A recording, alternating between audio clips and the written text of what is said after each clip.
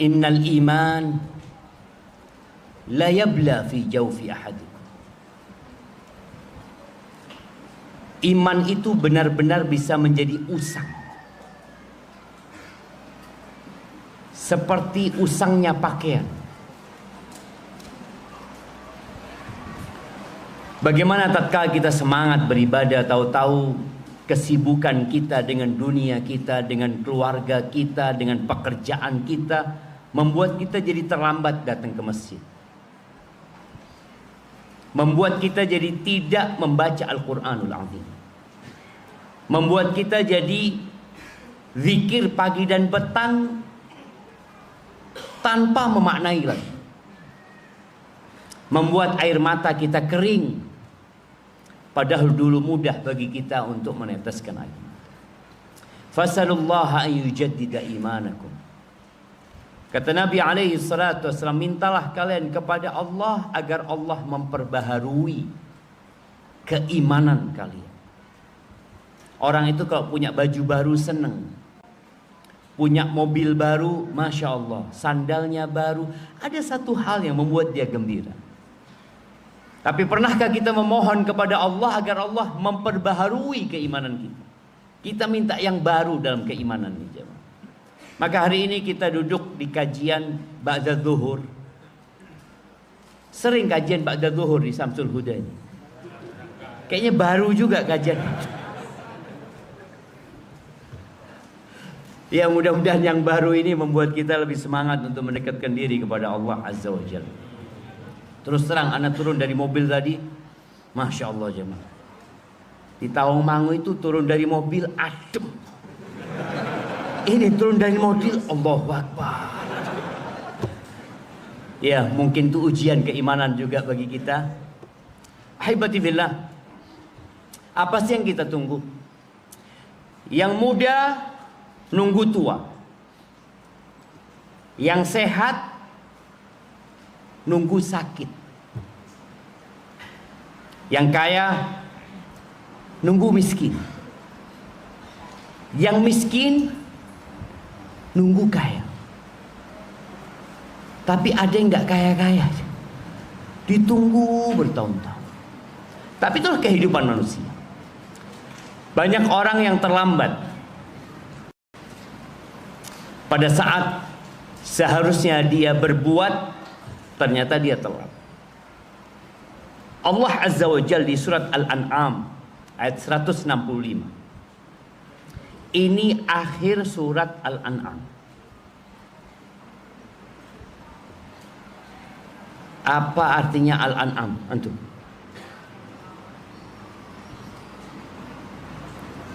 Al-An'am. Apa? Yang keras. Lebah. Ya hampir. Sama-sama binatang. Binatang, oh, binatang ternak. Oh ini, tidak dijual ya? Enggak. Kirimkan ke belakang sana. Masya Allah. Iya, binatang ternak. Di akhir surat ini, yang kalau kita menghatamkan Al-Quran sebulan sekali, kita akan selalu lewat ayat ini, jemaah. Maka ingat bagaimana wasiat Nabi SAW kepada salah satu sahabat agar dia menghatamkan Al-Quran fi syahr. Jadi setiap sebulan sekali antum akan lewat ayat ini. Apa kata Allah Azza wa Jalla? Wa huwa alladhi ja'alakum khalaifal ard. Dan dialah Allah Azza wa Jalla yang menjadikan kalian sebagai khalifah-khalifah di muka bumi ini. Ingat, artinya khalifah itu generasi yang menggantikan generasi yang sebelumnya. Siapa yang bangun masjid Samsul Huda? Bapak Sam sama Ibu Huda. Ya. Ya Pak? Salah apa? Samiran sama Pak Samiran sama Bu Sulia. Bu Sulia. Kok jadi Huda? Hah? Pak Sam sama Pak Sam dapat. Astagfirullah jemaah. Artinya tadi kemana mereka? Pergi. Digantikan oleh anak. Antum lihat rumah-rumah yang di sebelah sini. Mungkin rumah-rumah yang di pinggir jalan, toko-toko yang di pinggir jalan. Punya siapa itu? Oh, dulu punyanya fulan. Dulu punyanya fulan. Terus kemana mereka pergi? Dan tidak kembali. Mereka pergi dan tidak pernah kembali. Dilanjutkan oleh generasi yang selanjutnya. Inilah kita sekarang, yang sedang hidup melanjutkan yang terdahulu dan akan digantikan dengan yang akan datang. Pasti seperti itu. Apa tujuannya kata Allah Azza wa Jalla, wa rafa'a ba'dakum fawqa ba'din darajat. Dan Allah Azza wa Jalla mengangkat sebagian kalian di atas sebagian lainnya beberapa derajat. Dalam hal apa? Para ulama tafsir menyebutkan fil quwwah, dari sisi kekuatan fisik. Ada yang lebih kuat daripada yang lainnya. Antum lihatlah. Ini semua sudah kenal sama yang di kanan sama kirinya belum? Antum kenal sak golongan nih jemaah. Sama yang di belakang antum kenal? Enggak kan? Iya, kenalan sekarang deh. Antum lihat kanan kiri antum, assalamualaikum jemaah. Sudah? Antum sudah kenal? Lu coba assalamualaikum, salaman dari mana, siapa namanya, apa kerjaannya apa. Ini berkaitan dengan tema kita.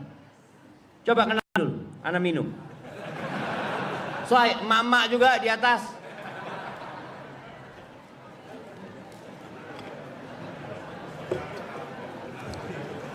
Loh, ada yang melungung lihat ke depan, tidak mau kenalan, jemaah.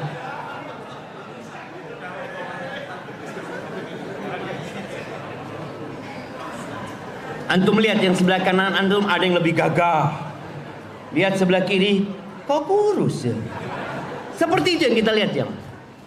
Ada yang dilihat ketika antum salaman, lihat jamnya, oh wong sugih. Kelihatan. Ada yang lihat kiri, ngelihat HP-nya, oh wong ndak duwe. Hakadzal hayat. Antum nanti keluar dari masjid, ketika ngelihat sandalnya orang-orang, antum juga akan melihat. Ada yang pakai sandal mahal, walaupun pinjem. Tapi kayaknya nggak ada jemaah. Pinjem sandal mau ke masjid itu untuk bergaya nggak ada. Antum lihat nanti ketika naik motor antum lihat perbedaan. Ada yang motornya baru, ada yang motornya lawas, ada yang motornya masya Allah jemaah. Ngelihat dari jauh seneng antum. Kapan aku duit kayak ini? Allah menyebutkan bahwa tatkala antum dijadikan sebagai khalifah di muka bumi ini, Allah jadikan perbedaan di antara kalian. Enggak semuanya satu strata, enggak. Itu dalam sisi kekuatan, kesehatan, rizki. Enggak sama. Apakah yang bapak ibunya satu, anaknya rizkinya sama? Tidak sama. Padahal kalau antum berpikir loh seharusnya sama ya. Iya, kalau dapat warisan mungkin sama. Tapi kalau bicara rizki, warisan itu salah satu rizki. Jadi ada perbedaan yang kita lihat. Kadang-kala kita ngelihat antara dosen sama mahasiswa, lebih kaya mana? Bisa jadi mahasiswanya jemaah. Itu kita lihat. Baik, mahasiswa yang giat sama mahasiswa yang telat, biasanya rezekinya lebih banyak mana? Loh, antum lihat, yang telat ini kok soge-soge sing telat ya. Yang selalu rajin, kadang-kadang kita lihat, ya Allah, susah urip.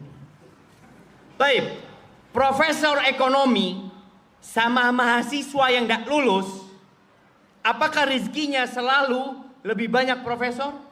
Belum tentu. Boleh jadi yang gak lulus jadi pengusaha, mempekerjakan profesornya. Hadil hayat jamaah. Ini kehidupan. Dan Allah menjadikan itu apa tujuannya? Liyabluwakum fima atakum. Untuk menguji kalian atas apa yang Allah berikan kepada kalian. Di antara perbedaan itu, perbedaan masalah fisik. Ada yang putih, ada yang gelap. Yang putih diuji apa enggak? Diuji. Antum sombong enggak? Antum syukur enggak? Apakah kemudian ketika antum dibikin putih, lalu antum menghina yang hitam? Padahal dua-duanya sama-sama ciptaan Allah Azza wa Jalla. Perempuan yang selalu berbangga dengan kecantikannya. Ada nggak salon kegantengan? Jamaah di Madiun ini ada nggak? Karena nggak akan ada yang masuk jamaah. Kenapa? Wong lanang kabeh ganteng. Lu nggak perlu. Antum yakin nggak ganteng antum? Kalau antum cantik naik ke atas. Ini di bawah khusus yang ganteng-ganteng semuanya. Artinya tadi kita lihat, perempuan yang selalu peduli dengan kecantikannya, itu diuji. Ketika dia melihat fulanah lebih cantik dari dirinya, atau dia melihat fulanah lebih jelek daripada dia umpamanya, itu Allah uji. Ini bicara tentang fisik. Dan ternyata juga Allah bedakan yang namanya karakter. Antum lihat ada orang yang karakternya Masya Allah, senyum terus ya. Ketemu ahlan wa sahlan, kef halak. Tapi ada yang ketemu mana apa?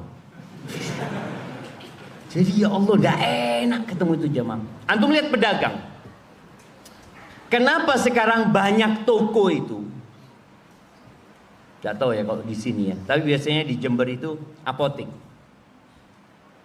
Kalau Anda tidak mendapatkan 5S, Anda tidak perlu bayar. Dan Anda lihat sebagian penjual itu senyumnya terpaksa. Iya jam. Oh terpaksa. Tapi ada orang ya Allah, memang nyeneng no. Dia itu karakternya berbeda. Ada yang bakhil, ada yang dermawan, ada yang penakut, dan ada yang pemberani. Ada yang cepat marah, ada yang lama mau marah jemaah. Kita godain tidak ngamuk-ngamuk. Sabar. Ada, kita lihat, kita dalam pergaulan kita melihat seperti itu. Semua perbedaan itu tujuannya ingat bala. Liyabluwakum, ujian, untuk dicoba siapa yang paling baik amalannya. Sebenarnya itu.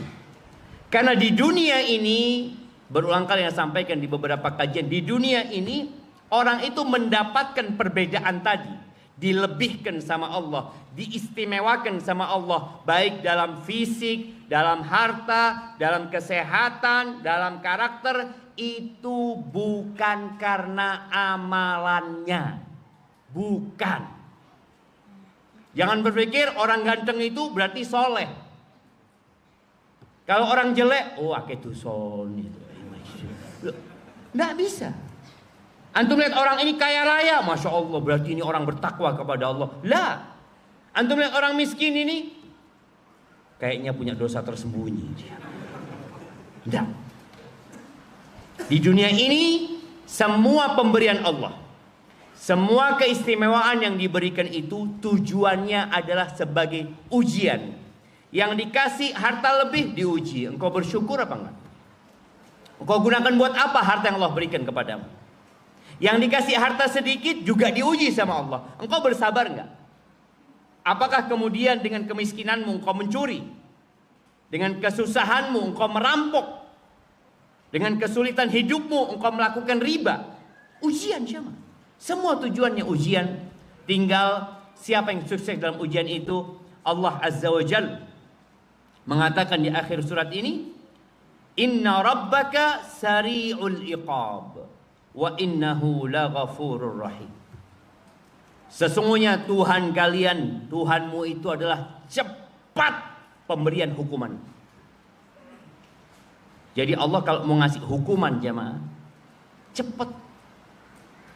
Kita kalau ngelihat di dunia ini, orang kalau mau dihukum itu harus ditangkap dulu, dibawa ke belum ke sidangan, kemana, ke kepolisian dulu, disidik, ditahan, ini itu berlama-lama, terakhir sidang bebas. Loh, enak. Bayar, pokoknya seperti itu. Tapi kalau Allah nggak bisa, Allah memberikan hukuman cepat sekali. Tapi Allah mengatakan wa innahu laghafurur rahim. Tapi sesungguhnya dia itu maha pengampun dan maha pengasih. Allah tatkala menyampaikan ini agar manusia tatkala beribadah itu, dia beribadah di antara harap-harap cemas. Kita semua berbuat dosa. Dikasih nikmat sama Allah, dikasih mata, terkadang kita gunakan mata kita tidak dalam ketaatan kepada Allah Azza wa Jalla. Kita dikasih kelebihan harta dan kita tahu sebagian orang itu membutuhkan pertolongan kita, tapi kita nggak tolong mereka. Ahibati fillah, Al-Imam Ibnu Katsir rahimahullahu taala ketika mentafsirkan ayat tadi, beliau mengatakan ayat ini yang tadi kita baca di akhir surat Al-An'am itu seperti firman Allah di surat Az-Zukhruf ayat 32. Allah mengatakan nahnu qasamna bainahum ma'isyatahum fil hayatid dunya. Kata Allah, kami yang membagikan penghidupan mereka dalam kehidupan dunia. Ada yang kaya, ada yang miskin. Ada yang kaya sampai gila. Apa istilahnya? Crazy rich. Ya, itu orang kaya sampai gila. Atau orang gila kaya. Ada lah orang gila. Orang kaya gila mungkin, tapi orang gila kaya ada. Coba antum lihat nanti.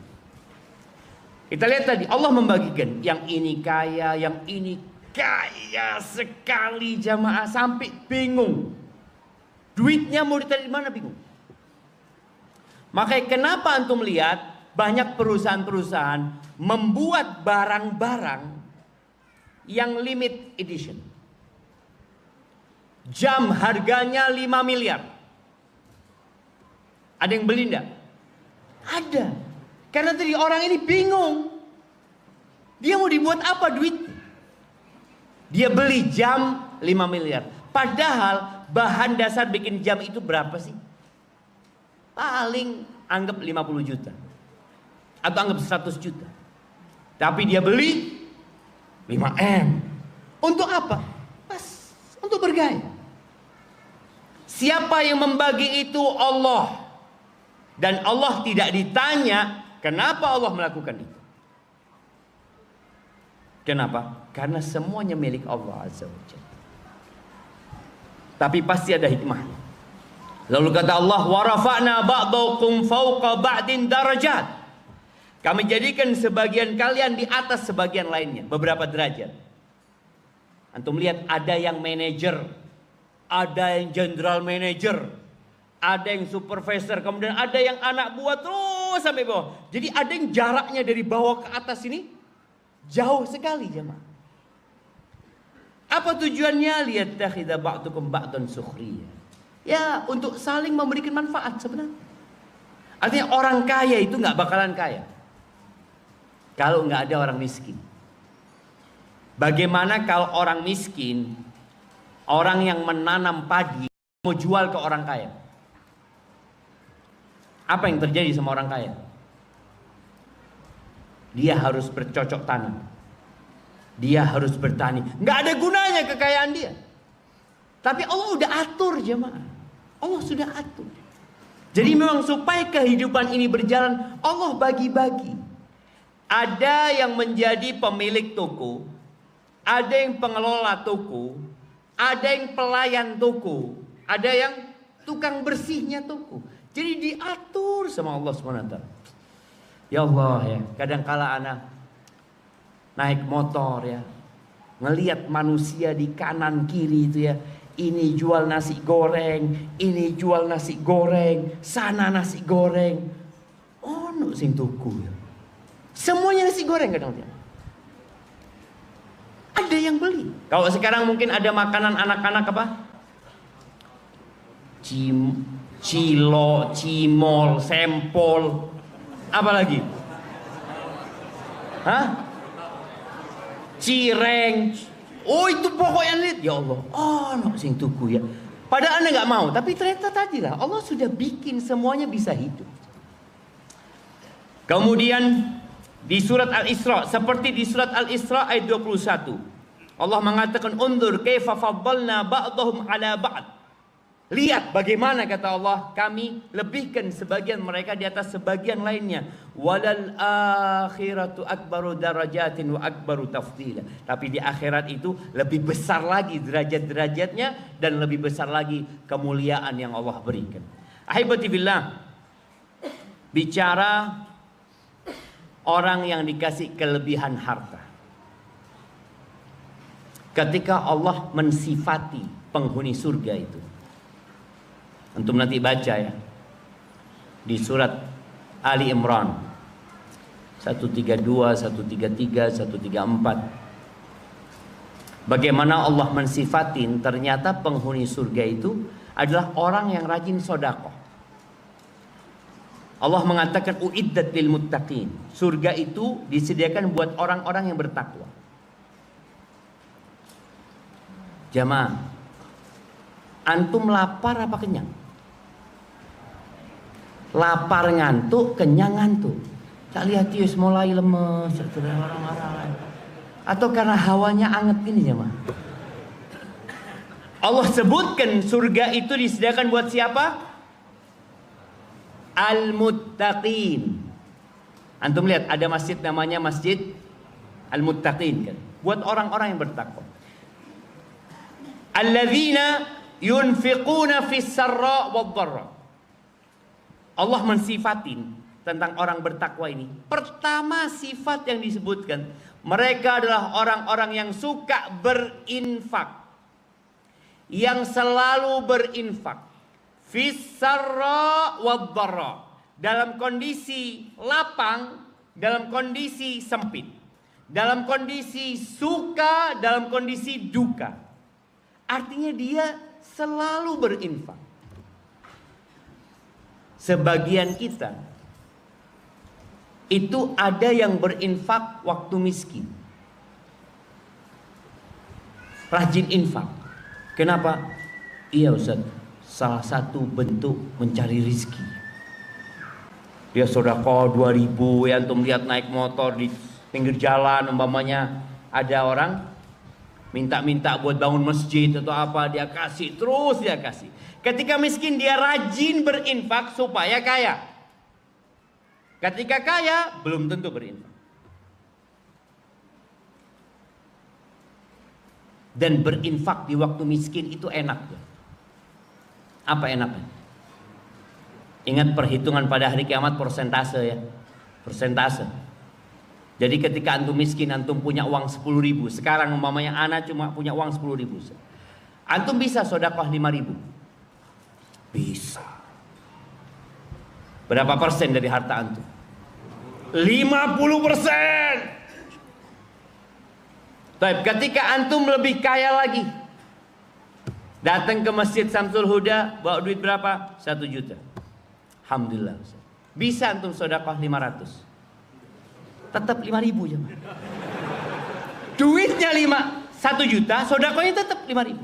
Ketika Allah berikan kepada antum 100 juta, mampukah antum bersedekah 5.000? Artinya 50%? Seperti waktu antum miskin? Sama, nggak ada perbedaan jemaah. Nilai 5.000 yang antum sedekahkan dengan 50 juta yang antum berikan sama saja. Nggak ada bedanya. Di sisi Allah sama aja. 50%. Makanya orang kalau sering sedekah waktu miskin, itu dia banyak pahalanya di sisi Allah. Karena dia hitungannya nanti, saya 50% sedekah. Ketika antum punya uang 1 miliar, mampu antum sedekah 5.000? 50%? Mikir jemaah. Kebanyakan. Enggak, sama. Waktu awal antum datang ke Masjid Samsul Huda 5.000 itu, sama sekarang antum sedekah 500 juta, nilainya sama di sisi Allah Azza wa Jalla. Makanya Nabi alaihi salatu wassalam menyebutkan sabaqa dirhamun mi'ata dinar. 1 dirham itu bisa mengalahkan 100 dinar. 1 dirham itu 1/10 dinar. Tapi bisa mengalahkan 100 dinar. Kenapa kok bisa seperti itu? Kata Nabi SAW, ini orang hanya punya 2 dirham. 2 itu harta dia semuanya. Hanya punya 2. Dia sedekahkan 1 dirham. Berarti berapa harta yang dia sedekahkan? 50%. Orang yang bersedekah 100 dinar itu punya sak gudang jemaah duitnya. Ketika dia ambil 100 dinar itu sedikit dibanding yang disisakan. Makanya Nabi alaihissalatu mengajarkan urusan sedekah ini agar kita selalu melihat persentase. Ketika Umar bin Khattab radhiyallahu anhu bawa setengah hartanya, Nabi tidak tanya berapa yang dia sedekahkan. Nabi bertanya sallallahu alaihi wasallam, apa yang kau tinggalkan buat saudara, buat keluargamu? Kata Umar bin Khattab, mislah, seperti itu. Artinya setengahnya. Boleh jadi nilainya dengan nilainya yang diberikan Utsman bin Affan lebih banyak Utsman. Tapi kok persentasenya boleh jadi Umar lebih banyak. Ketika Abu Bakar bawa fulus, ditanya juga sama Nabi SAW, apa yang kau tinggalkan buat keluargamu? Lebih baik dari itu Allah dan Rasulnya. 100% dia berikan. Sekali lagi nilainya boleh jadi sama Umar, mungkin banyakkan punya Umar. Tapi secara persentase tetap menang Abu Bakar As-Siddiq radhiyallahu anhu. Maka Allah sebutkan sifat pertama orang yang bertakwa itu suka berinfak. Kenapa? Karena ternyata para ulama menjelaskan inti semua dosa itu hubbud dunya, cinta dunia. Antum coba lihat ya, orang-orang yang korupsi kenapa? Cinta dunia. Orang-orang yang berzina, apa masalahnya? Cinta dunia. Orang-orang yang melakukan riba, apa masalahnya? Cinta dunia. Orang-orang yang meninggalkan rumah Allah, apa masalahnya? Cinta dunia. Antum lihat kembali kepada urusan dunia. Makanya Nabi alaihi salatu wasallam mengatakan, ad-dunya hulwatun khadirah. Dunia itu hijau. Manis dan hijau. Manis apanya? Rasanya. Hijau warnanya. Makanya kenapa orang suka berangkat ke Tawangmangu? Hijau. Dan antum kalau melihat yang hijau-hijau itu, ya Allah seneng aja mah. Walaupun uang orang lebih suka dengan yang merah. Iya merah. Tapi kalau kita lihat dunia secara umum, orang tuh suka dengan yang hijau. Maka bagaimana orang-orang kita lihat di tetangga kita nanam di depan rumahnya pepohonan yang hijau ya. Kemudian mungkin di pinggir jalan dikasih yang hijau. Antum lihat di Madiun ini lapangannya umpamanya banyak tumbuh-tumbuhan yang hijau. Dunia itu hijau. Warnanya manis rasanya. Wa innallaha mustakhlifukum fiha fayandur kaifa ta'malun. Allah itu menjadikan kalian tadi khalifah di bumi ini untuk dilihat gimana kelakuanmu, kerjaanmu gimana gitu. Fattaqud dunya wattaqun nisa. Kalian bertakwalah kepada Allah dalam urusan dunia dan takutlah kepada Allah dalam urusan wanita. Wanita ini bagian dari dunia aja. salah satu bagian dari dunia yang paling menakutkan. Fa inna awwala fitnati Bani Israil kanat fin nisa. Fitnah pertama Bani Israil itu wanita. Taib, semua umat itu ada fitnahnya. Dan fitnah umat Nabi Muhammad SAW apa? Harta. Supaya antum tahu, fitnah kita itu umatnya Nabi Muhammad SAW itu harta. Nabi SAW pernah mengatakan kepada para sahabatnya, wallahi mal faqra akhsha alaikum. Demi Allah aku tidak takut kalian ditimpa dengan kefakiran. Gak takut Nabi SAW. Apa yang ditakutkan? Wa innama akhsha an tubsata alaikumud dunya. Yang aku khawatirkan ketika dunia ini dibentangkan buat kalian. Apa yang terjadi? Bersaing. Fatanafasuha kama tanafasuha. Kalian akan bersaing mengumpulkannya sebagaimana orang-orang sebelumnya bersaing. Kemudian dunia ini akan membinasakan kalian sebagaimana telah membinasakan orang-orang yang terdahulu. Antum lihat mana orang kaya yang sampai saat ini hidup dari kaumnya Nabi Musa? Nggak ada. Ada jemaah? Yang paling tua itu umur berapa? Ada 150? Tidak ada. Kita lihat, sudah berubah semuanya. Mereka semua binasa. Dan dunia tidak mereka bawa ke dalam alam barzakh mereka.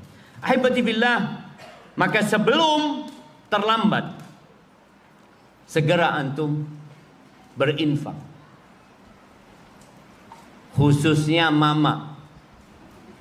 Mak-mak ini harus lebih rajin sedekah daripada bapak-bapak. Nabi SAW datang ke tempatnya perempuan-perempuan mengatakan, ya ma'syaran nisa tasaddaqna. Wahai kaula wanita, kalian bersedekah. Fa inni ra'aitukunna aktsara ahlinna. Aku melihat kebanyakan kalian penghuni neraka. Walima ya Rasulullah, kenapa? Karena perempuan itu banyak melaknat dan kufur kepada suaminya.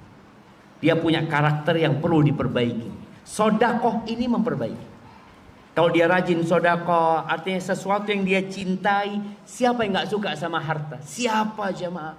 Wa innahu li hubbil khairi la syadid. Cinta sama harta jemaah.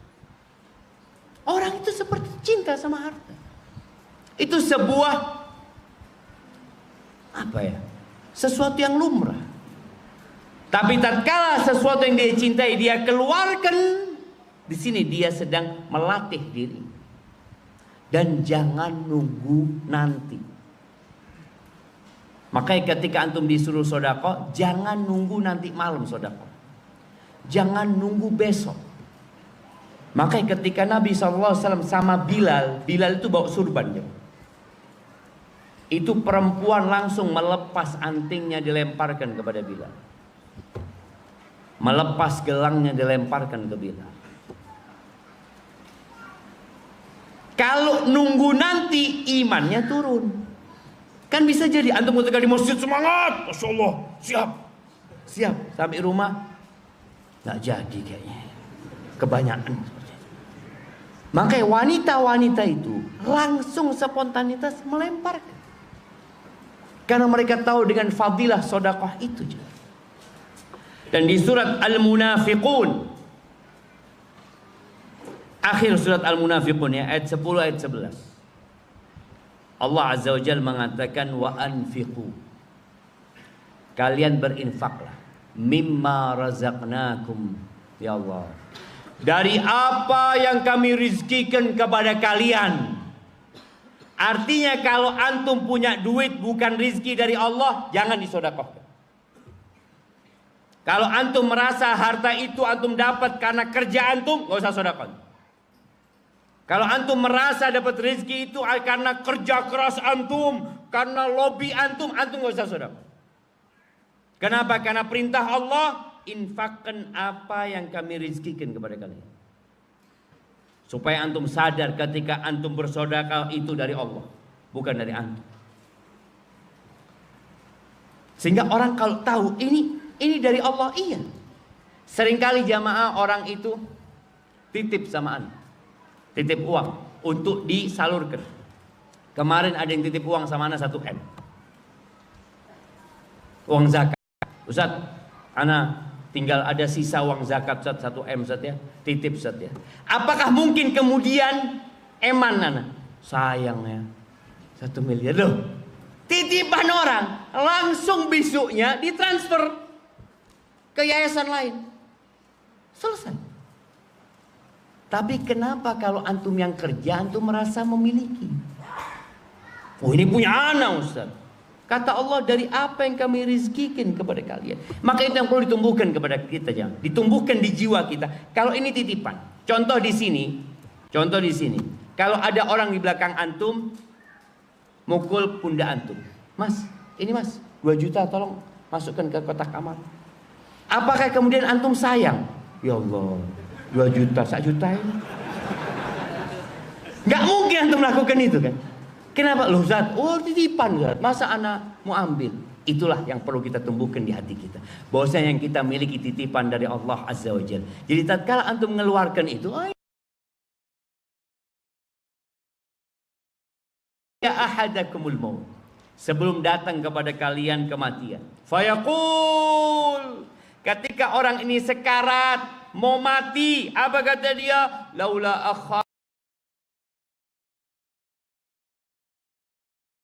ya Allah, kalau engkau tunda umurku sedikit, ya Allah, dia minta tambahan umur sedikit. Apa yang dia lakukan? Fa'asad, aku mau sedekah. Pertanyaannya, kenapa dia mau sedekah, tidak mau datang ke kajian?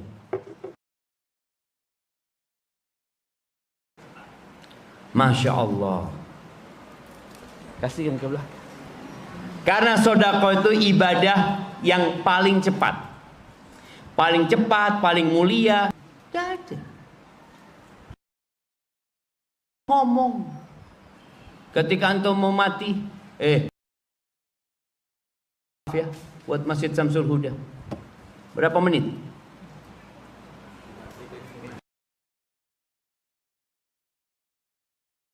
Dengan mudahnya, apalagi sekarang.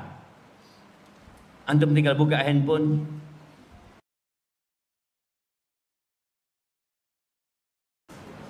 Wallahi jemaah, sekarang tuh harta cuma angka malah. Cuma angka. Antum lihat. Oh, tambah nolnya 1. Alhamdulillah. Besok istikharah. Ya apa yang mau dikurangi nolnya? Padahal kalau dulu jamaah hartanya itu dipegang. Jadi orang kalau mau sedekah itu memang dia memberikan.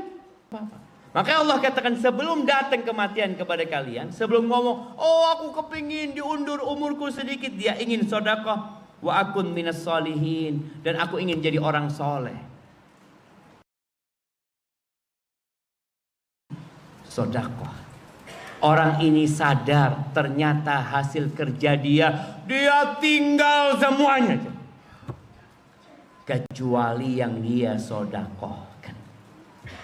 Tapi apa kata Allah?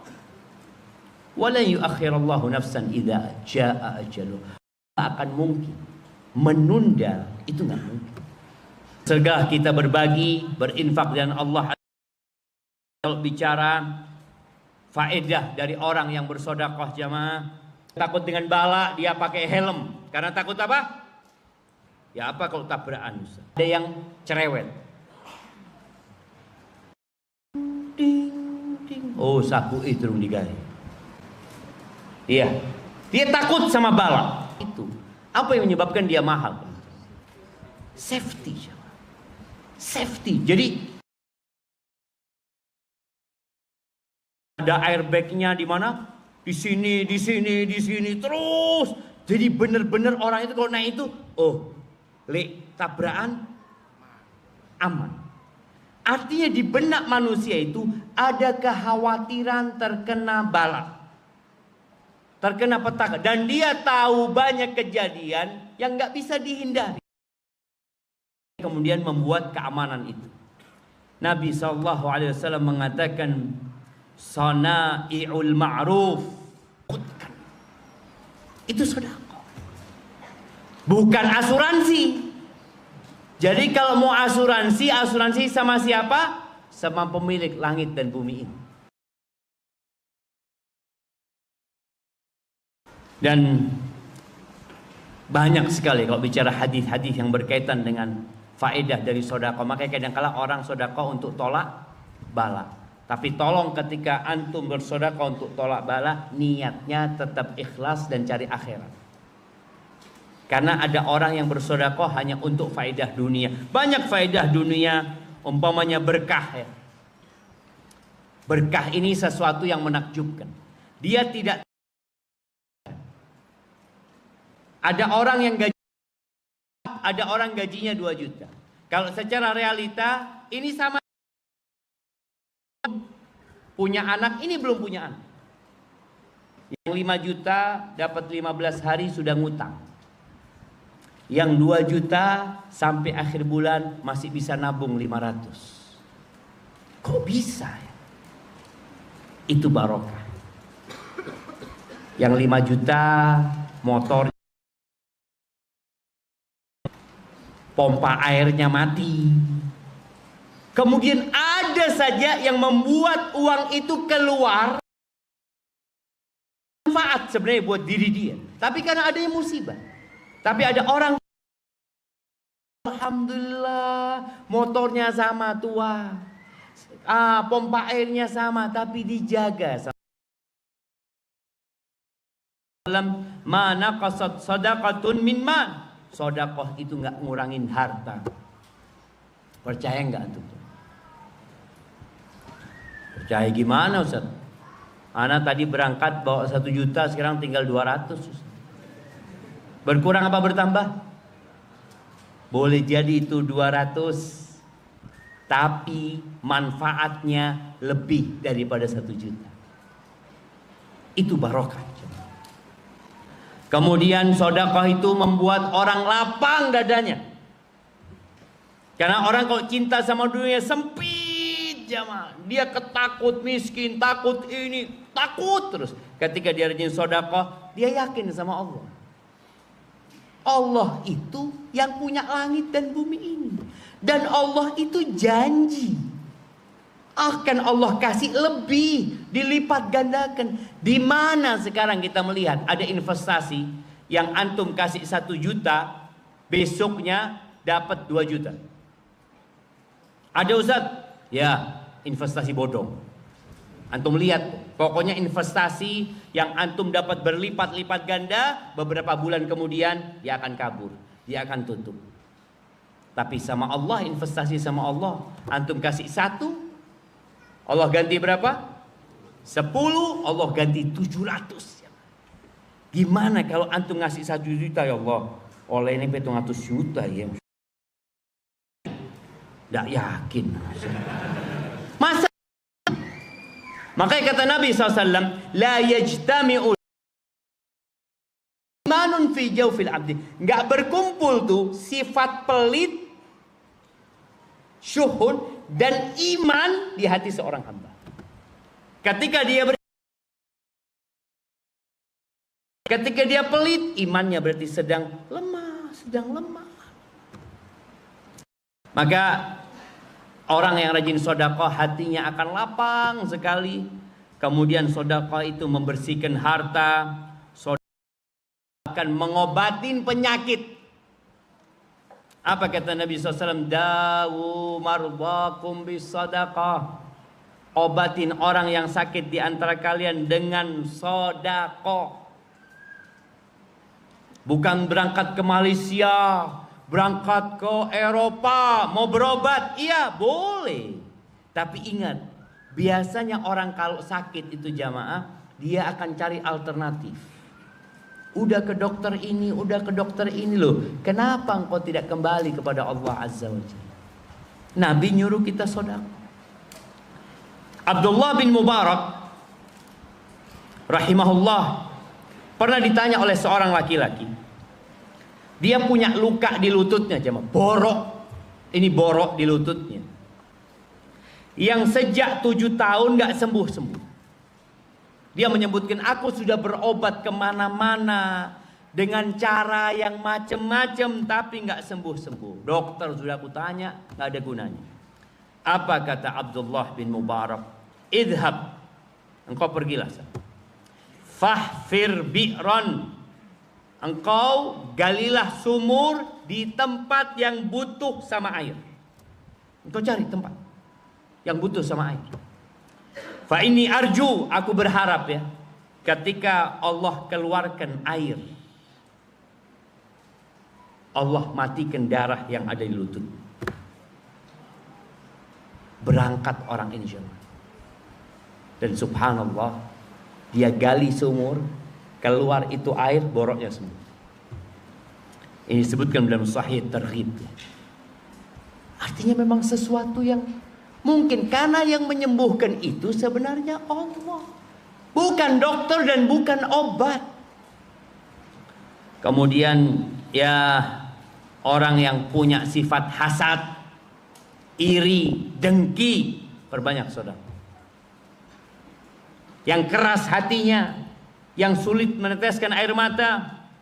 Nabi SAW dalam hadis riwayat Ahmad, pernah ada seorang yang mengeluh kepada Nabi SAW, ya Rasulullah, aku ini kok keras hatiku ya, sulit menerima nasihat, sulit meneteskan air mata.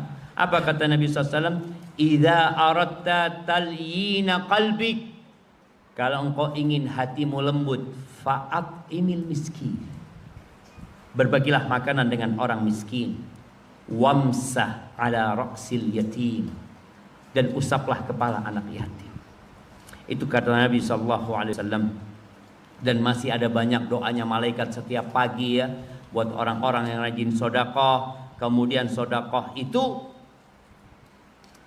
akan mendampingimu di kubur.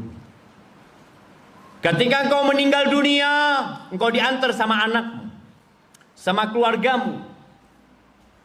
Adakah anggota keluarga yang dampingi bapaknya?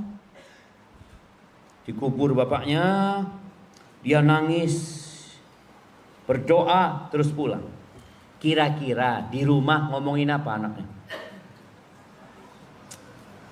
Katanya Ustadz harus segera. Segera apa? Warisan. Betul loh jemaah.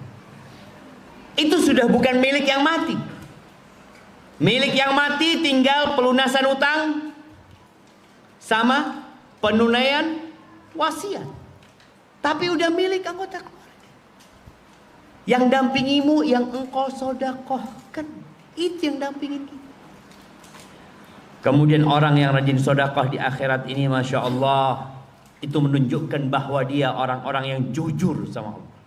Sodakoh itu bukti keimanan. Kemudian akan dihapuskan dosanya dengan sodakoh tersebut, akan dijaga dari api neraka. Kata Nabi SAW, fattaqun nar, selamatkan diri kalian dari api neraka, walau bisyiqqi tamrah, walaupun dengan setengah butir kurma. Anda lihat ada pembagian air.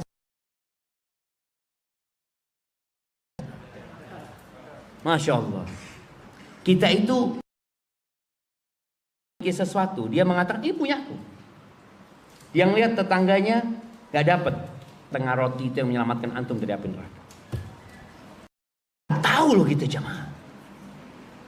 Fattaqun nar walau bisyiqqi tamrah. Selamatkan diri kalian dari api neraka walaupun dengan setengah butir kurma, setengah, bukan satu jemaah. Ini menunjukkan besarnya fadilah sedekah, dan dia dapat menyelamatkan kita dari api neraka.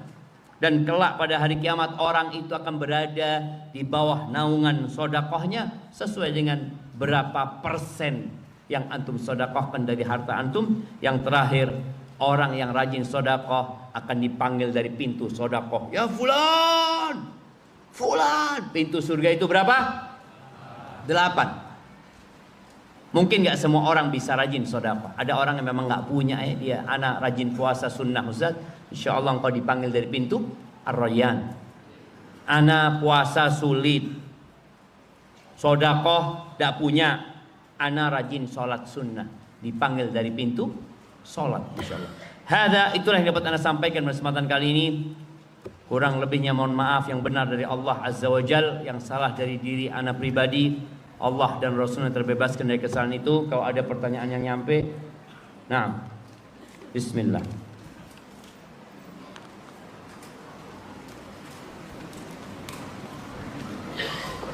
Bismillah, Afantat. Keren panggilannya, Afantat. Mohon solusi agar bisa istiqomah sebelum terlambat. Karena fitnah dunia, sulitnya usaha, nyari maisha, sulitnya nyari bini. Ya, yang pertama, kita itu harus berbaik sangka sama Allah Subhanahu wa ta'ala. Engkau harus tahu bahwasanya Allah itu Ar-Rahman, Ar-Rahim. Allah itu Al-Hakim. Pembagian tadi urusan maisha dalam kehidupan dunia ini adalah ujian dari Allah Subhanahu wa ta'ala untuk melihat engkau bersyukur atau bersabar. Jangan sampai orang ketika dikasih ujian kemudian dia terburu-buru untuk cepat kaya, terburu-buru untuk cari bini, dia menempuh jalan-jalan yang tidak sahih. Apa yang harus engkau lakukan? Jangan bergantung kepada siapapun kecuali kepada Allah Azza wa Jalla. Wa tawakkal 'alal hayy alladzi la yamut. Bertawakkallah engkau kepada yang maha hidup dan tidak mati. Serahkan sama Allah Subhanahu wa ta'ala. Tapi sebagian kita bergantung kepada orang tuanya, bergantung kepada saudaranya, bergantung kepada pekerjaannya, bergantung kepada warisannya, bergantung kepada rumah yang dia miliki, bergantung sama Allah Azza wa Jalla. Jadi benar-benar berlepas diri, yakin bahwa kalau seluruh penduduk Madiun bersatu padu untuk kasih pekerjaan kepada dia, nggak akan bisa. Masa tidak bisa Ustaz? Tidak bisa. Walaupun umpamanya Bapak Wali Kota nggak bisa, Bapak Presiden nggak bisa, Amerika mau siapa saja. Hanya Allah yang bisa memberikan. Itu harus tumbuhkan di hati. Jadi kadang-kala kita itu ngomongnya tawakal, tapi hatinya enggak. Karena tawakal ini bukan amalan lisan. Bergantunglah antum kepada Allah. Ketika ada ketergantungan kepada makhluknya, antum istighfar mohon ampun sama Allah Subhanahu wa ta'ala. Barakallahu fiik. Ustaz, izin bertanya. Kalau ada orang yang terjatuh dalam kemaksiatan, kemudian tobat, lalu terjatuh dalam maksiat lagi, bagaimana caranya istiqomah agar tidak maksiat lagi? Yang pertama jamaah, ketika antum terjebak dalam dosa, segera bertobat. Jangan ditunda. Karena setan akan membisikkan kepada manusia untuk menunda tobat. Nanti aja, gampang tobatnya. Antum sekalian aja tobatnya. Kayak orang mau belanja jamaah ya, di toko itu. Kan kalau belanja, antum mau belanja 10 barang. Masa antum bawa satu, bawa ke kasir ya. Kemudian ambil lagi satu, kan enggak. Setan ini bisikin gitu aja. Antum kan masih punya niat dosa yang lainnya. Udah nunggu aja. Kalau sudah beres semuanya, nggak ada beresnya orang berbuat dosa. Kullu bani Adam khata'. Maka segera antum berbuat dosa hari ini pula antum bertobat. Loh, gimana kalau besok anak dosa lagi? Besok belum tentu antum hidup. Besok belum tentu antum hidup. Yang jelas antum niat untuk tidak mengulangi, antum menyesali dan meninggalkan perbuatan dosa. Kalau ada hubungan sama manusia, antum minta maaf. Kalau besok anak berbuat dosa lagi, tobat lagi. Besoknya berbuat dosa lagi, tobat lagi. Sampai kapan? Sampai mati. Iblis itu jemaah, dia berjanji kepada Allah, la ughwiyannahum ajma'in. Aku benar-benar akan menyesatkan manusia semuanya. Tapi apa kata dia? Ahlaktu bani Adam bil ma'si bil dzunub. Aku binasakan manusia dengan dosa-dosa. Bagaimana dia berbuat dosa? Wa ahlakuni bil istighfar. Tapi manusia menghancurkan aku dengan istighfar. Maka jangan berhenti bertobat. Kemudian perbanyak amal soleh. Hindarin tempat-tempat antum melakukan dosa. Kita ini udah tahu, kayaknya anak kalau ke sana dosa meneng. Jangan. Ada cerita emak-emak yang makan di restoran, mereka kumpul lalu mereka ngomong, yang ngerasani wong bayar. Itu tidak ada yang ngerasain, ngomong tidak ada. Makan. Karena kalau ngomong biasanya ngerasani orang. Juga ada cerita, ada 3 orang yang bakhil nih jamaah, berenang. Mereka ngomong, yang mentas dhisik naktir. Sampai sekarang tidak mentas. Jadi kadang-kadang kita memang harus maksa diri kita jemaah supaya berhenti berbuat dosa. Maka tadi ketika antum tahu di tempat itu antum berbuat dosa, hindari. Sampai ada seorang istri yang suaminya mengakuin dia berbuat dosa. Naudzubillah, dia berzina. Dan dia ingin bertobat. Istrinya mengatakan, "Mas, kalau engkau mau bertobat, berhenti dari kerjaan ini. Karena engkau kalau tetap di situ, engkau sudah tobat, hawanya itu panas. Di situ banyak godaan. Maka untuk benar-benar bertobat itu kadang-kala perlu hijrah. Ingat yang membunuh 100 orang? 99 plus 1. Apa kata orang alim itu? Enggak ada yang menghalangimu dari tobat. Tapi engkau itu tinggal di kampung yang jahat. Kalau balik di situ, balik lagi berbuat dosa. Apa nasihatnya? Engkau tinggalkan kampung, berangkatlah ke kampung fulan, di situ banyak orang-orang soleh. Jadi terkadang supaya kita berhenti berbuat dosa itu kita harus pindah lah. Makanya kadang-kala orang tua itu kalau anaknya narkoba ini dan itu biasanya dipindah, dibawa ke kota lain dengan harapan dia nggak ketemu lagi sama sohib-sohibnya itu. Dalam doa, ya Allah, karuniakan kami istri dan anak yang menyejukkan pandangan mata, dan jadikan kami pemimpin bagi orang yang bertakwa. Apa artinya pemimpin bagi orang-orang yang bertakwa? Ya, jadi pemimpin, jadi orang-orang bertakwa. Antum bukan pemimpin orang-orang jahat. Antum bukan hanya bertakwa, tapi menjadi pemimpin, menjadi bintangnya orang-orang yang bertakwa. Kan ada orang yang mintanya itu biasa-biasa aja. Makanya kalau kita lihat ya, ada anak-anak yang sekolah atau kuliah, aduh saat yang penting lulus. Jadi dari awal dia itu doanya yang penting, biasanya tidak lulus. Tapi kalau doa anak mau juara 1, biasanya kalau turun itu ya masih 5 besar. Nah, ini kita minta sama Allah dijadikan pemimpin orang-orang berimamnya. Jadi bukan sekedar bertakwa. Kalaupun turun ya turun dikit lah. Tapi tetap permintaannya yang paling puncak jemaah. Barakallahu fikum. Kita sebagai pengawas di salah satu perusahaan dan kita ditugaskan untuk memaksimalkan omset perusahaan tersebut. Seringkali saya memikirkan perusahaan tersebut sampai banyak waktu di luar jam kerja. Bahkan saat libur, apakah ini termasuk uhbud dunia? Jazakallah khair. Iya jemaah, jadi orang levelnya semakin tinggi itu kerjaannya semakin sedikit, mikirnya semakin banyak. Bojo tidak dipikiri, perusahaan dipikiri.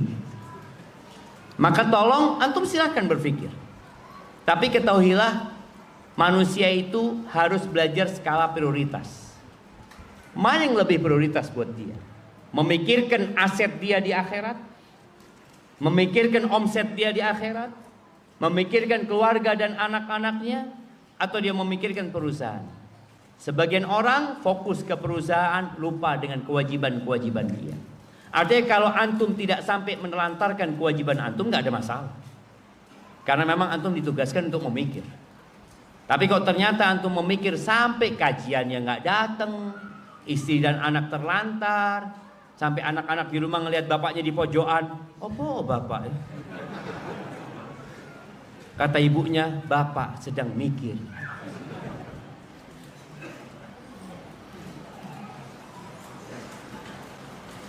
Bismillah, izin bertanya Ustaz.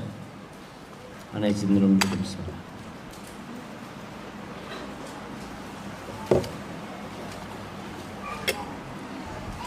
Dalam waktu dekat,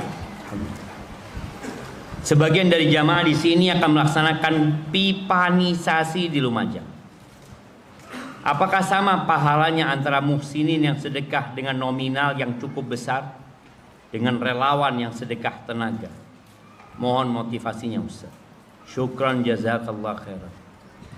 Kira-kira kalau ada orang kaya sodakoh 3 kilo pipa, 3 kilo paralon, apakah masyarakat Lumajang akan mendapatkan air? Nggak bakalan. Nggak bakalan. Kenapa? Nggak ono sing masang. Ada pipa ini nggak akan berguna kecuali ada yang masang. Makanya kalau bicara jamaah, apakah sama? Nanti hitungannya persentase jamaah.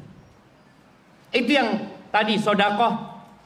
Umpamanya sodakoh dia 3 kilo paralon. Padahal dia bisa 3.000 kilo jamaah sebenarnya. Berarti cuma berapa persen? Antum dengan waktu, dengan tenaga antum, itu semua ada hitungannya. Maka jangan bingung jamaah. Ada yang mengatakan, males sana, sing oleh pahala, sing paralon. Ana udah dapat pahala, kesel-keseli. Loh enggak. Bener loh, masyarakat tuh nggak akan bisa merasakan air kalau antum nggak berangkat. Jadi antum itu sangat vital sekali keberadaannya. Barakallahu fikum. Maka berangkat ke sana dan selalu berbaik sangka sama Allah. Dulu ada yang tanya ya, di Medina, ana masih ingat. Waktu kita ngaji di Medina, ada syekh ditanya, "Syekh, waktu Ramadan ya, yang dapat pahala memberikan buka orang puasa itu yang mana, Syekh? Apa yang punya duit? Kan ada yang ngasih duit. Kemudian antum yang beli, antum yang angkat, ada yang bagi. Kan antum nggak beli kan, cuma bagiin doang. Ana dapat pahala nggak sih?" Kata Syekh, "Ya Allah, Allah itu Rahman, Rahim, Karim. Allah mau kasih kepada antum itu tanpa hitungan nantinya. Antum jangan perhitungan." Dan kita kan kenal perhitungan jemaah. Kayaknya yang ngasih duit sing oleh dari sana. Berhenti aja, daripada anak bagi-bagi dan dapat pahala. Semua ada hitungannya. Hitungan pada hari kiamat itu pakai apa? Pakai zarrah. Pakai zarrah, pakai sebesar biji sawi jemaah. Semua akan mendapatkan balasan.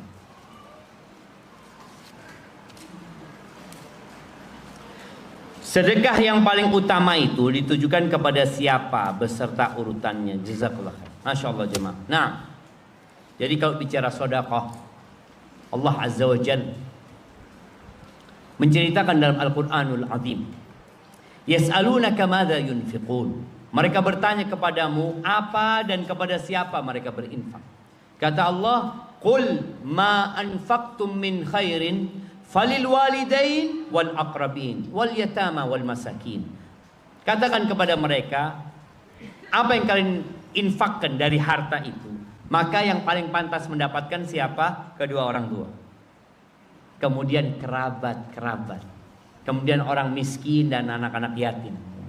Maka di sini hendalah antum perhatian sama orang tua antum. Cukupkan, senangkan orang tua antum. Kemudian kerabat. Karena ada sebagian orang yang baik banget sama orang lain, tapi sama kerabat sendiri enggak. Padahal seharusnya kerabat yang lebih diutamakan, baru keumuman kaum muslimin. Bagaimana memperbaiki niat yang telah lalu? Bukan diperbaiki ya, niat yang telah lalu. Bertobat kepada Allah. Kalau antum dahulu niatnya riya, antum tahu, iya Ustaz, ana dulu niatnya itu supaya dilihat mertua, ternyata nggak jadi Ustaz. Calon mertua gitu kan. Bayangkan dia sudah nggak jadi dinikahkan sama anaknya mertua, wadah dapat pahala di sisi Allah Azza wa Jalla. Ini orang yang niatnya dunia bakal menyesal jemaah. Karena manusia tidak bisa memuaskan kita. Maka anda antum bertobat kepada Allah Azza wa Jalla atas apa yang antum lakukan kalau niatnya riya bukan untuk Allah Jalla Jalaluh. Barakallahu fikum. Kita, oh ini sudah terjawab. Ustaz, saya sudah keluar dari pekerjaan ribawi. Sampai sekarang belum mendapatkan pekerjaan. Apa yang harus saya lakukan, Ustaz?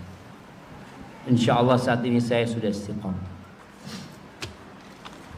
Ahibati fillah,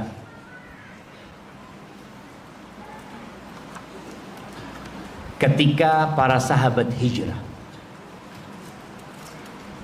mereka sampai kota Madinah, itu bukan hanya nggak dapat pekerjaan, nggak punya apa-apa, rumah yang nggak punya, kenalan yang nggak punya. Dia datang ke Madinah, sebagian tidur di masjid. Sahabat Nabi, ada 80 kira-kira sahabat Nabi SAW yang tidur di masjid. Masjid Samsul Huda boleh nggak tidur di masjid? Hah? Boleh. Di mana? Oh, di luar boleh, di dalam nggak boleh. Cokotinya nyamuk di Joko sama. Iya, artinya tidur di masjid mereka. Kemudian Nabi SAW membuat sebuah sistem. Ini yang kadang-kala kita lupa. Yang namanya mu'akhah. Jadi pertama Nabi SAW datang ke kota Madinah, yang dilakukan 3 hal. Yang pertama, bangun masjid. Yang kedua, mu'akhah. Yang ketiga, membuat perjanjian dengan selain kaum muslimin yang ada di kota Madinah. Mu'akhah itu sebuah sistem pempersaudaraan. Orang-orang beriman itu saudara kan? Tapi Nabi bikin mereka yang muhajirin saudara sama yang ansor. Saudara yang di awal Islam saling mewarisi. Karena Nabi tahu SAW ini orang-orang muhajirin nggak punya siapa-siapa, kerjaan nggak punya, gimana mereka hidup? Rumah nggak punya, mau tinggal di mana mereka? Masjid belum jadi. Di awal datang masjid itu bangun kira-kira 1 bulan Nabi SAW bangun masjid. Akhirnya dibawa sama fulan. Ini engkau jadi saudaramu, dibawa sama fulan. Sampai akhirnya orang-orang Ansor menawarkan kepada Nabi SAW, ya Rasulullah, gimana kalau harta kami dibagi sama orang-orang muhajirin? Dibagi. Kata Nabi SAW, lah, jangan.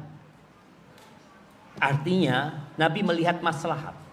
Orang-orang Ansor itu pekerjaannya apa? Petani. Orang-orang muhajirin dagang. Kalau ini orang-orang muhajirin dikasih tanah suruh garap, ya belum tentu tumbuh jamaah.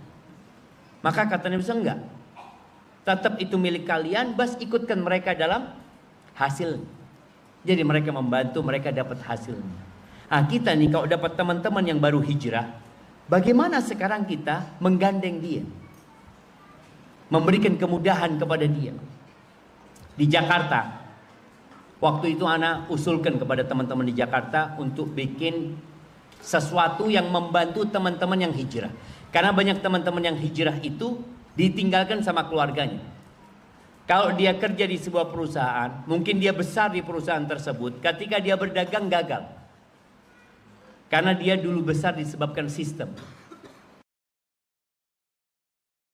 Pengalaman. Makanya teman-teman yang hijrah ini usahanya rata-rata herbal, madu herbal, terus bekam, terus ruqyah, baju koko. Dia pikir cuma itu pekerjaan, karena dia nggak paham. Ya Allah, maka di sini perlu pendampingan. Itu mu'akhah juga mendampingi. Jadi ini sahabat didampingi, bercocok tanam didampingi. Maka teman-teman di Jakarta akhirnya bikin dia namanya Tajir ya, sebuah lembaga pendampingan, pelatihan. Karena kalau curhat sama ustadz, disuruh apa sama ustadz? Sabar. Loh, mau ngomong apa ustadz? Ustadz mau ngajari dagang, nggak ngerti pisan ustadz. Jadi ustadz memberikan ilmu, ustadz memberikan motivasi, tapi harus ada yang lainnya yang menggarap ini jangan. Bagaimana sekarang fulan? Gini antum kan baru keluar, antum nggak punya pengalaman. Yuk ikut yuk, belajar sama kita. Bagaimana berdagang? Maka banyak orang-orang yang sukses karena dagang bangkrut ya, habis semuanya. Karena boleh jadi memang tadi tidak ada pengalaman di sana. Maka antum bersabarlah, dan pintu rezeki itu bukan hanya berdoa, bukan hanya antum bekerja, tapi berdoa juga, tawakal juga, istighfar juga, bertakwa juga. Ada banyak hal yang bisa antum kerjakan. Semoga Allah memberikan kemudahan kepada antum. Baik, pertanyaan terakhir. Oh ini. Dengan pekerjaan halal, sudah lama mengaji, namun merasa hidup ini tidak terlalu bermanfaat bagi sesama. Merasa minder dengan orang yang lebih soleh dan dermawan. Apa ada tips dari Ustaz? Syukron. Ahibati fillah. Ya, kalau kita lihat memberikan manfaat kepada orang lain. Nabi SAW pernah ditanya tentang khairun nas. Siapa orang yang paling dicintain Allah, yang paling baik? Man khairun nas, man ahabun nas ilallah. Kata Nabi SAW, orang yang paling baik, orang yang paling dicintai Allah adalah anfa'uhum linnas, orang yang paling bermanfaat buat orang lain. Nabi SAW memberikan arahan kepada seorang sahabat untuk bersedekah. Kalau nggak mampu, ya sudah, engkau berkata yang baik, engkau amar ma'ruf nahi mungkar. Kalau nggak mampu ya Rasulullah, kata dia, ya engkau bantu orang lain. Kalau dulu di desa, ana masih ingat ya, ana masih SD itu, ana sering bantu ibu-ibu yang jualan pakai disuwun tuh ya mah. Biasanya untuk naikkan itu dia butuh bantuan. Itu kata Nabi SAW, engkau bantu orang bawa barang, naikkan ke kudanya kau dulu. Kalau ini naikkan sekedar itu engkau dapat pahala sedekah gitu. Kalau nggak mampu ya Rasul, ya udah jangan ganggu orang lain. Ada sampai titik momen antum nggak bisa memberikan manfaat kepada orang lain, antum tidak mengganggu orang lain, itu sudah manfaat. Antum bisa lihat ya, kalau bicara kebaikan, pintu kebaikan itu banyak sekali. Pelacur ngasih minum seekor anjing, ya ampun dosanya masuk surga. Seorang laki-laki yang menyingkirkan dahan di jalan, dimasukkan surga gara-gara dahan. Maka jangan pernah meremehkan, kata Nabi SAW, la tahqiranna minal ma'rufi syai'an. Jangan pernah engkau meremehkan kebaikan sedikit pun, jangan. Maka kalau antum sudah seperti ini, antum kan malas, merasa nggak bisa memberikan manfaat kepada orang lain. Antum datang ke masjid, orang-orang masuk masjid, antum sandalnya antum ngadepkan ke mereka. Ini kebaikan. Antum datang ke masjid, antum nggak punya uang, antum datang ke masjid di waktu duha, kan kamar mandi masjid tempat wuduknya, mungkin nggak ada yang melihat antum, tapi Allah melihat antum memberikan manfaat kepada orang lain. Maka jangan pernah berkecil hati. Ya mungkin ada orang yang merasa amalan itu tidak terlalu mulia. Di Masjid Nabawi,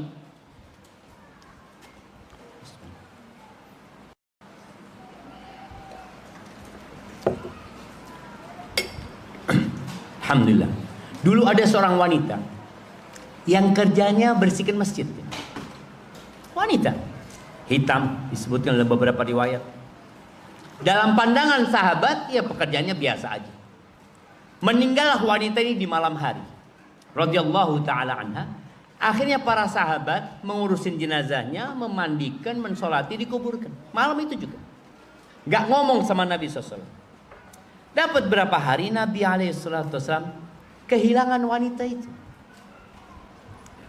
Mana fulana, kata dia. Matat ya Rasulullah, meninggal ya Rasulullah, kata dia. Meninggal, kata dia. Halla adzantumunani, kenapa kalian nggak ngasih tahu aku? Diam sahabat. Pikirnya Awalnya Nabi mungkin nggak akan ingat sama perempuan itu. Ternyata Nabi mengingat. Akhirnya Nabi SAW minta ditunjukin. Duluni ala qabriha. Tunjukkan di mana kuburannya. Berangkat Nabi ke Baqi, jemaah. Ini orang sudah mati. Di kuburan. Nabi berdiri di hadapan kuburannya. Sholat jenazah. Buat dia yang sudah ada di kuburan. Tadi mungkin sebagian orang berpikiran amalannya yang cuma itu. Padahal yang dia bersihkan adalah rumah Allah Azza wa Jalla. Apa keutamaan memanah? Agar kami lebih semangat menjalankan olahraga sunnah. Ya, kalau bicara memanah ini, Allah Azza wa Jal mengatakan wa a'iddu lahum mastata'tum min quwwatin wa min ribatil khair. Kata Allah, persiapkan untuk menghadapi musuh-musuh kalian itu dengan segala bentuk kekuatan. Di antara tafsir kekuatan itu, ala innal quwwatar rami. Kekuatan itu adalah memanah. Kekuatan itu adalah memanah. Maka Nabi SAW sangat senang sekali ketika melihat para sahabatnya latihan memanah. Bahkan Nabi ikut bersama mereka, memberikan motivasi kepada mereka untuk memanah tersebut. Tapi bukan hanya memanah, jemaah. Boleh jadi menembak pun itu termasuk besar. Kalau memanah itu orang bisa dengan apa saja dia bikin nantinya. Tapi kalau nembak, jadi ketika ada orang memain, apa niat dia? Ketika niatnya adalah untuk menjaga apabila ada panggilan untuk membela agama Allah Azza wa Jalla, dia sudah siap. Jadi seorang muslim itu hendaklah di hatinya selalu ada keinginan untuk berjihad di jalan Allah Azza wa Jalla. Kata Nabi SAW, man mata walam yaghzu. Barang siapa yang mati dalam kondisi belum berperang, walam yuhaddits nafsahu bil ghazwi, dan dia juga nggak pernah ngomong di dirinya niat aku akan siap untuk membela agama Allah Azza wa Jalla kalau aku diminta, nggak pernah, mata ala syu'batin minan nifaq, maka dia mati di atas satu di antara cabang kemunafikan. Kemudian orang yang berharap mati syahid, maka kalau lihat ya pahalanya orang yang mati syahid, jemaah. Orang yang mati syahid itu, jemaah, itu akan diampuni dengan awal tetesan darah dia. Orang yang mati syahid itu akan dinikahkan dengan 72 bidadari. Dan akan dikasih kesempatan memberikan syafaat kepada 70 keluarganya. Fadail. Maka Nabi SAW mengatakan, man sa'alallaha syahadata sadiqan. Barang siapa yang memohon kepada Allah untuk mati syahid dengan benar, bukan main-main dia meminta kepada Allah, ballaghahullah manazila syuhada wa in mata ala firasyih. Allah akan sampaikan dia ke tingkatan orang-orang yang mati syahid walaupun dia mati di atas ranjangnya. Nah, ini pertanyaan terakhir, Ustaz. Ada orang yang tidak mau punya anak banyak, bukan karena takut rezeki anaknya, karena Allah sudah menyabinnya, tapi orang tersebut khawatir tidak menjaga dan mendidik anaknya. Mohon masukan. Masya Allah, anak ini bukan hanya bikin anak, tapi bagaimana menjaga, merawat, dan mendidik anak-anak tersebut. Ketika antum ingin punya anak, maka niatkan ingin memperbanyak umat Nabi Muhammad SAW. Dan berusahalah. Kalau tujuannya baik dan benar, Allah akan mudahkan. Gak ada yang mudah dalam kehidupan ini. Catat ini. Tidak ada kemudahan di muka bumi ini kecuali yang Allah bikin mudah. Dan Allah menjadikan yang sulit itu mudah kalau Allah berkehendak. Ada orang yang anaknya satu narkoba, satu. Dan ada orang yang anaknya 7 semuanya hafal Quran. Terus masalahnya di mana? Allah yang memudahkan. Makanya ketika antum mau kepingin punya anak banyak, niatkan untuk memperbanyak umat Nabi SAW. Bukan niat untuk berbangga-banggaan dengan jumlah anaknya. Bukan. Karena ada orang yang cuma kepingin piro anakmu. Walu, aduh kalah. Anak 4. dari istri pertama, 4 dari istri kedua, 2 dari istri ketiga. Terus berapa sudah? 10. Jadi ada orang cuma untuk berbangga-banggaan. Lah, jemaah. Jadi kita bagaimana minta sama Allah agar anak-anak menjadi anak-anak yang soleh. Jadi ketika minta anak sama Allah, tujuannya apa? Memperbanyak umat Rasul SAW, bukan untuk berbangga-banggaan dan baca doa Rabbi habli minas sholihin. Setelah punya anak, doanya diganti. Kalau masih ingin punya anak lagi, baca lagi. Ditambah doanya. Doanya wajnubni wa bani an na'budal asnam. Ya Allah, jauhkan aku dan anak keturunanku dari menyembah berhala. Rabbi ij'alni muqimas shalah wa min dzurriyyati. Ya Allah, jadikan aku orang yang mendirikan salat dan dari anak keturunanku. Kemudian yang umurnya 40 tahun ya, yang belum juga boleh baca doa yang di surat Al-Ahqaf ayat 15. Rabbi auzi'ni an ashkura ni'mataka allati an'amta alayya wa ala walidayya wa an a'mala salihan tardah wa aslih li fi dzurriyyati. Ya Allah, perbaiki di anak keturunanku ya Allah. Inni tubtu ilaik wa inni minal muslimin. Aku tobat kepadamu dan aku termasuk orang-orang yang berserah diri kepadamu.